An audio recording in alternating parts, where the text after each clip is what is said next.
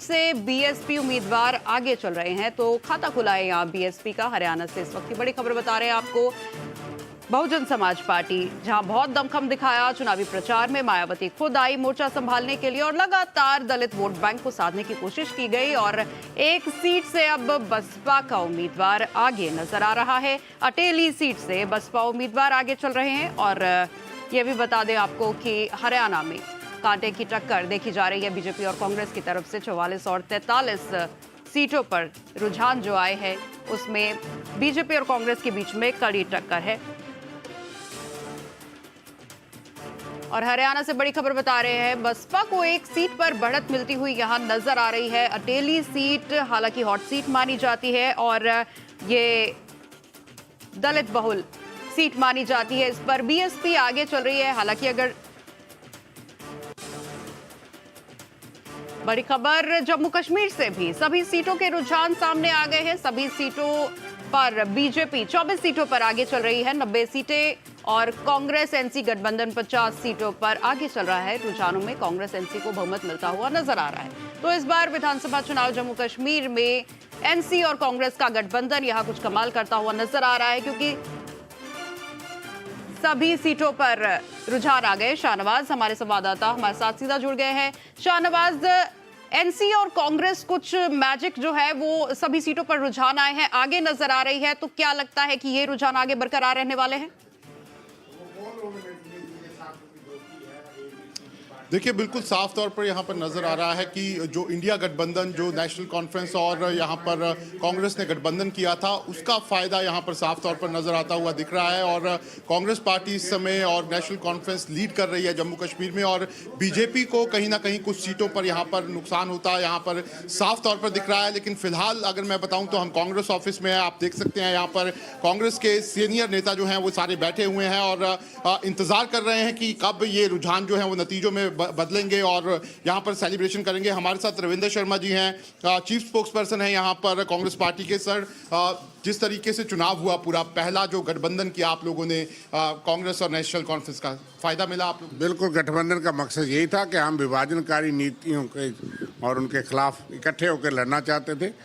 BJP को सत्ता से बाहर रखना चाहते थे, क्योंकि ये डिवाइड एंड रूल का नीति रखते हैं। तो इसलिए कि ये कामयाब ना हो इस मकसद में, इसलिए कांग्रेस और नेशनल कॉन्फ्रेंस ने गठबंधन किया। उसका फ़ायदा हुआ और उसका नतीजा आप देखेंगे कि एक मजबूत सरकार जहाँ बनेगी, कंप्लीट बहुमत से बनेगी।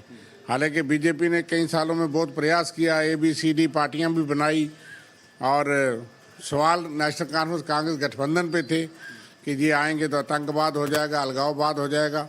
और कल रात से कह रहे हैं कि हम इंडिपेंडेंट बहुत हो रही है कि 5 जो नॉमिनेटेड मेंबर्स आएंगे उस पर करने के प्रयास में थे। रिमोट कंट्रोल अभी भी दिल्ली में रखा है कि हम रिमोट कंट्रोल से 6 साल तो चलाते रहे, फिर भी अभी राज नहीं हुआ। अभी उनको भूख है कि वो सारी चीज़ चुनाव 90 पे करवाएंगे और गिनती 95 की करवाएंगे। ये कैसी जमहूरियत है, देश ने नहीं देखा होगा। इसलिए उन चीज़ों को विफल कर दिया लोगों ने।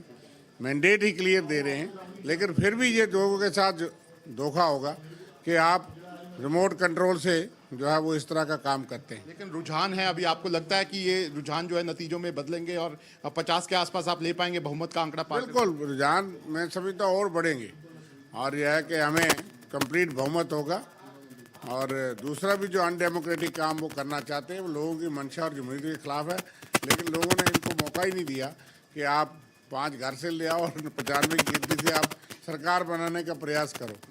थोड़ी देर और इंतजार करेंगे, हम तो कॉन्फिडेंट थे ही, लेकिन आपको थोड़ी देर में और पता लगेगा। नतीजे क्लियर है, सामने हैं, और जनता ने एक जनादेश दिया है कि जो इन्होंने नीतियां 10 साल से जम्मू कश्मीर में लागू किए हैं उनको नकारा है। और इनके अध्यक्ष का अगर हार जाते हैं तो इस क्लियर संकेत है कि जो दावे आप दिल्ली से बैठ करके करते थे जम्मू कश्मीर ने नकारा है। ठीक है, तो आप देख सकते हैं ये रविंद्र शर्मा है, साफ तौर पर कहना है कि लोगों का मैंडेट है, जो उन्होंने अलायंस किया उसका फायदा उनको यहाँ पर मिला है। और साफ तौर पर अभी बीजेपी के जो प्रदेश अध्यक्ष है रविंद्र रैना, वो नौशहरा सीट से यहाँ पर पीछे चल रहे हैं। ऐसे में जो बीजेपी ने यहाँ पर दावे किए थे उसमें कहीं ना कहीं ऐसा लग रहा है कि बीजेपी को नुकसान जो है वो यहाँ पर उठाना पड़ रहा है। और फिलहाल क्योंकि ये सारे रुझान आ रहे हैं, इंतजार थोड़ा और करना होगा कि नतीजों में यहाँ पर किसको यहाँ पर बहुमत जो है वो मिलता है। जी शुक्रिया शाहनवाज। और दोनों राज्यों के चुनावी नतीजों के रुझान आने शुरू हो गए हैं। बड़ी खबर बता रहे हैं आपको हरियाणा से, जहां रुझानों में बड़ा उलटफेर हुआ है। हरियाणा में कांटे की टक्कर देखी जा रही है। बीजेपी और कांग्रेस की तरफ से रुझानों में बीजेपी को बढ़त मिलती हुई नजर आ रही है। बीजेपी 44 सीटों पर आगे चल रही है और कांग्रेस 43 सीटों पर आगे चल रही है। और होते हैं, हमको मालूम होता है कि कौन सी पॉकेट का कब काउंटिंग होनी है, तो ये सब चीज़ें चलती हैं। तो इसको आप इतना ज़्यादा मत समझिए कि सेंसेक्स की तरह अप एंड डाउन। ये है, काउंटिंग का एक दौर होता है, हर इलेक्शन में होता है। लेकिन आश्वस्त हैं हम, कांग्रेस सरकार बनाएगी। 10 बज रहा है मैम, कितनी देर और रुक जाए आपके हिसाब से? देखो अभी शायद तीसरा चौथा राउंड है, तो 10 एक और होंगे कम से कम। उम्मीद नहीं, विश्वास है। मुख्यमंत्री कौन बन रहा है? मेरे साथ कुमारी सैलजा है, कांग्रेस पार्टी की सीनियर नेता। मैम